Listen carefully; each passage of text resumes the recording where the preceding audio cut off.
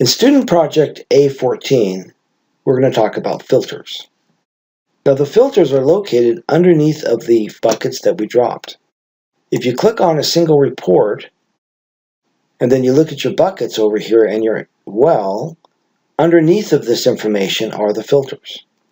And so there are basically 3 or 4 different types of filters, but the one we're going to talk about is just getting some simple features out there, is the basic filtering feature. The basic filtering feature, if you go to the filters and it automatically puts in the fields into the bucket, click the little drop down arrow and it shows a check boxes.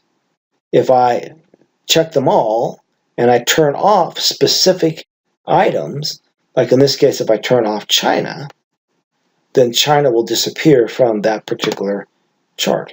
If I turn it back on, it comes back, of course. But if I turn it off, it comes off. Looks like I double-clicked and it actually did them all.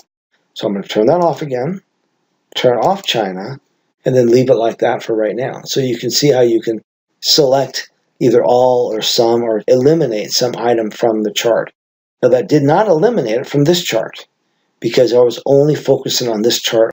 And so there are ways to actually have it fix the entire thing, but right now we're just going to focus on a single chart.